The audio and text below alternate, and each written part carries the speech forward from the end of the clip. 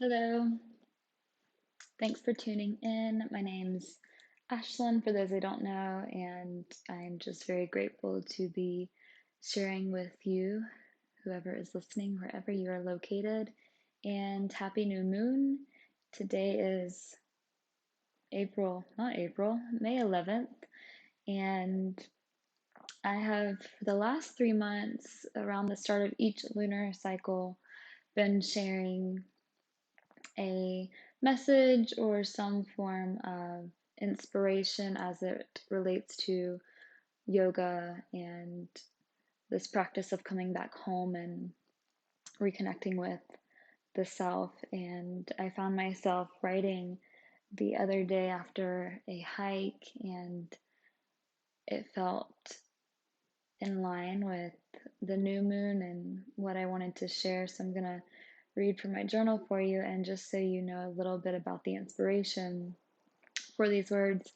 My husband and I were on a hike in New Mexico. We're about 30 minutes outside of Albuquerque, and we were on a hike in the Sandia Mountains, and it's a very dry climate.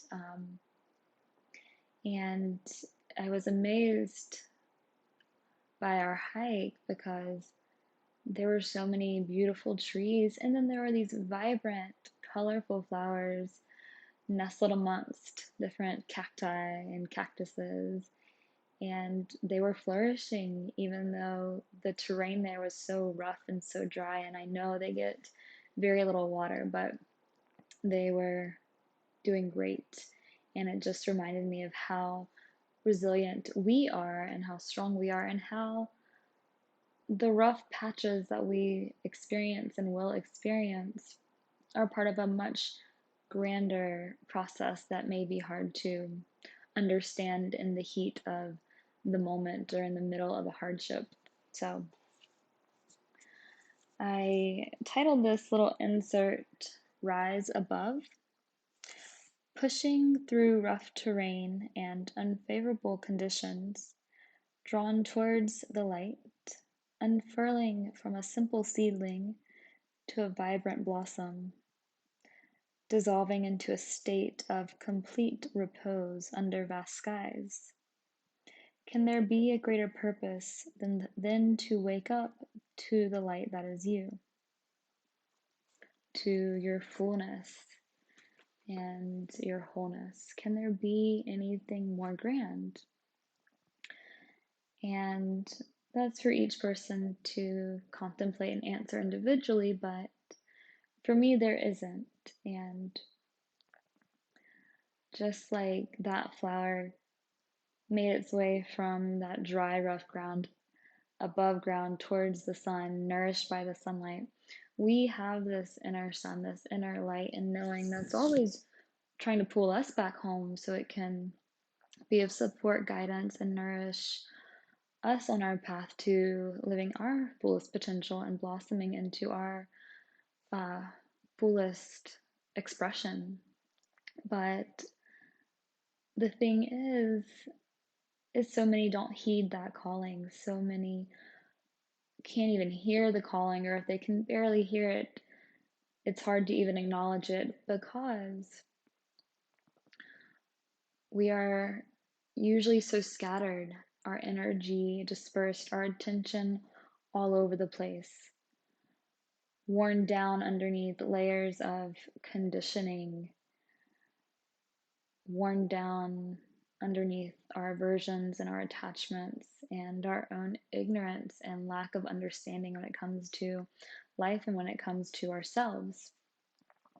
And so we have to start incorporating practices and ways of living and being into our life day to day that can help foster that connection back to self and back to center, and peel back the layers that keep us from connecting to that inner self and inner light. And it's a choice, right? And if it's not something one chooses to do, that's fine. Life will go on. It'll be fragmented, and there will always be a sense of lack. We just get to choose whether or not that's how we want to live. throughout the entirety of our life, or if we want to connect with and align with something more, something bigger, something more expansive. And that's been uh, my journey, a part of it. I got to a point where I didn't want to live in a way that felt fragmented or small anymore. And so there's been a lot of rough terrain to navigate, but I can confidently say, well worth it. So with this new moon, it's in an earth sign. So just know that the intentions you put into place right now will be supported by a very stable, strong, earthy energy. And some self inquiry to help stimulate those intentions or bring clarity to the intentions that might be really nourishing and reconnecting to center. What steps can you start to take, and what preparations can you make so that you are moving back towards your inner light?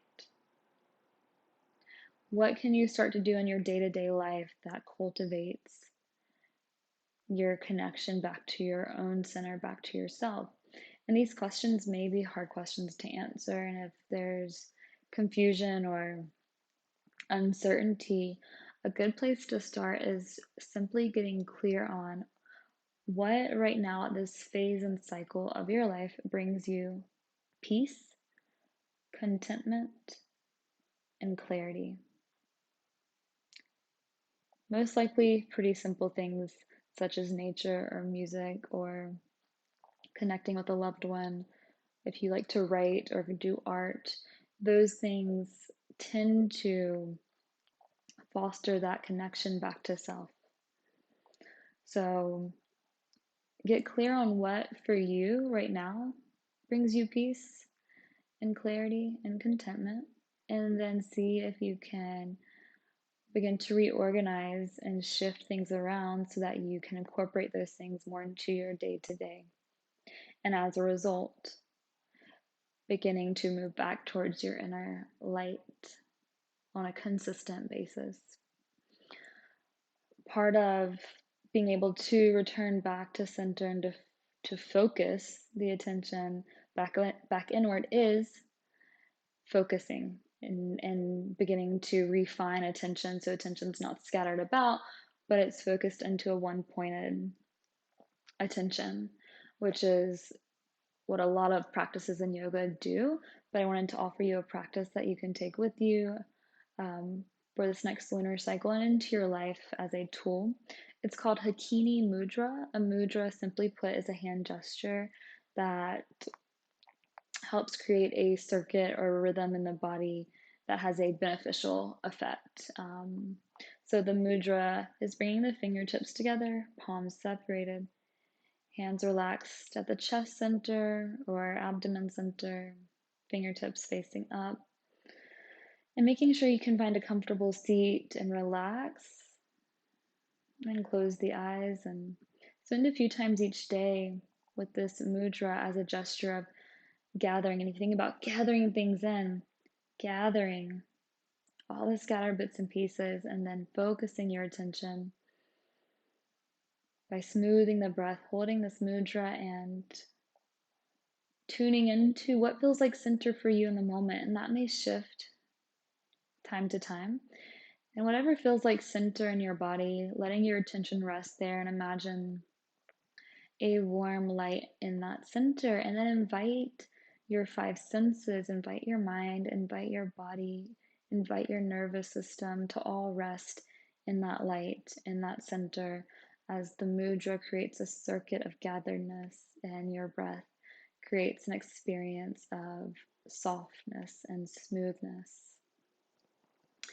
I want to give a big shout out to the Living Awareness Patreon community for supporting me and this adventure that I'm on with creating content and offering what has been a huge joy in my life, which is the teachings of Ayurveda, yoga, and other spiritual tools and traditions.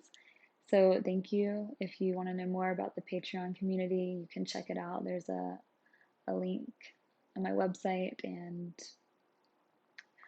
throughout the YouTube page and other various locations. And I do offer weekly classes, so please join if you feel called to. Private sessions are available, and